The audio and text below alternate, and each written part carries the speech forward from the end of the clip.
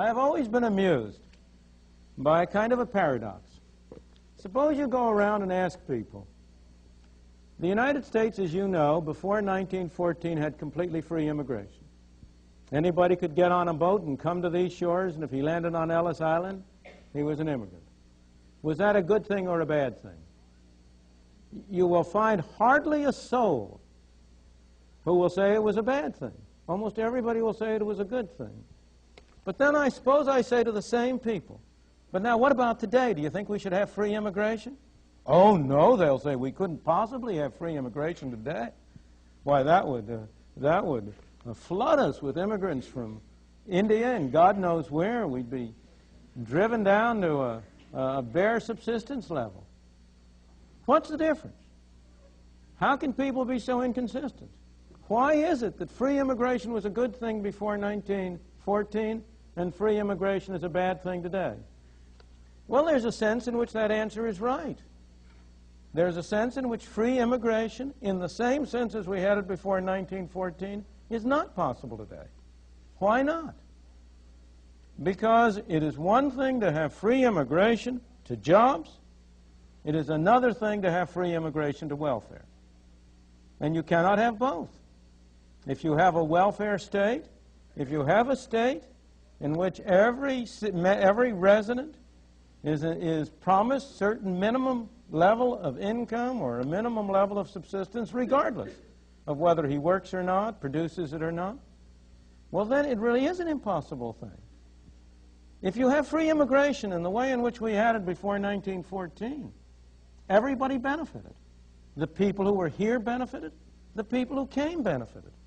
Because nobody would come unless he or his family thought he would do better here than he would elsewhere. And the new immigrants provided additional resources, provided additional possibilities for the people already here. So everybody could mutually benefit.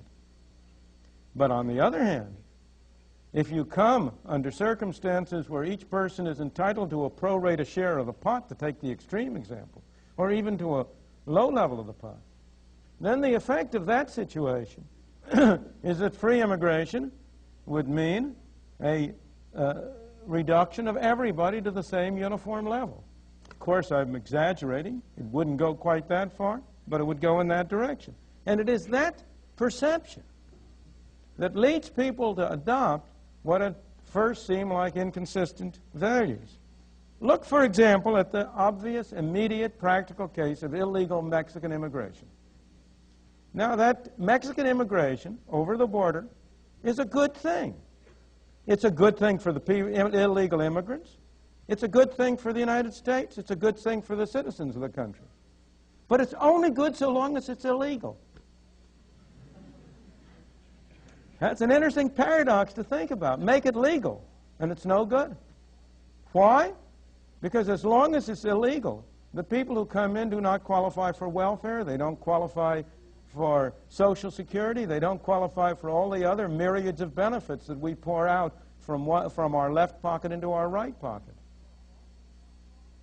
And so as long as they don't qualify, they migrate to jobs. They take jobs that most residents of this country are unwilling to take.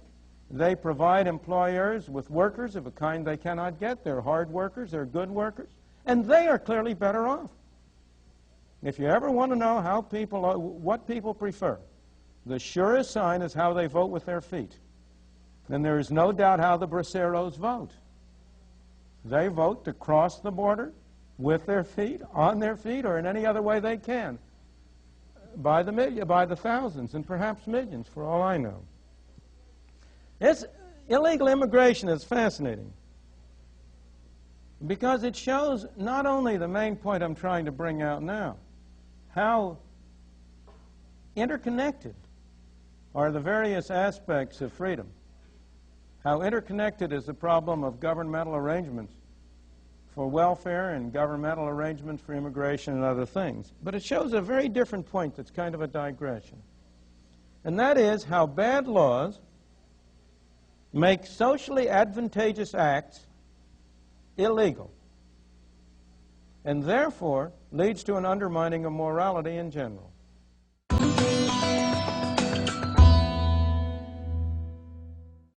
In relation to your statements as far as Mexican immigration go, I'd like to make the following comment, and that is that it seems to me that Mexican immigrants have a choice between, on one hand, staying in Mexico and getting what life they can, which to me seems like trying to evade starvation as long as possible, or crossing the river and then taking the job that they have available. And what I'm wondering is this choice a choice at all, and is it not equivalent to the gun against the head that you were talking about as absent from the free... Who's holding the gun? The capitalists in Southern California who own the... On the contrary, it's in your image, it would be the Mexicans who are holding the gun. Well, because what denies them the opportunity in Mexico? There aren't enough capitalists in Mexico, as opposed to...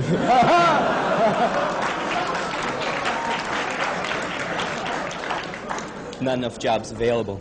Obviously, they have two bad choices. Mm-hmm. That doesn't mean that one isn't better than the other.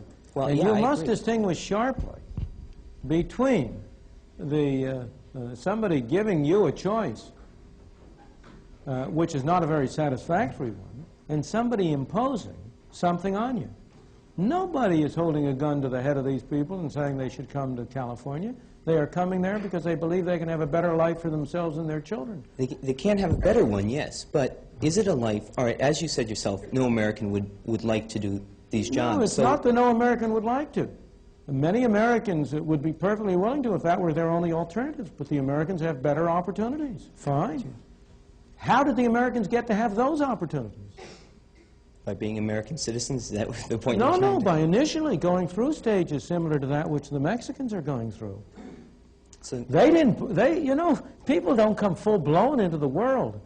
The nations don't come full-blown into the world with skills and capital and so on. That all has to be derived through a long historical process. I agree. And what's the alternative?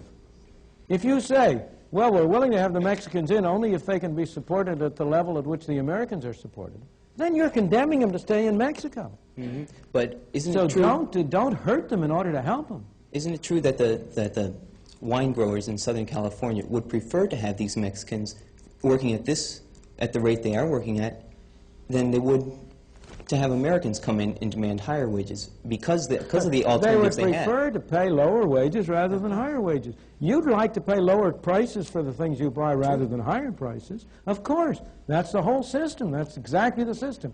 And if you say to the Mexicans, you may not offer to work for lower wages, then you're denying them the only weapon they have.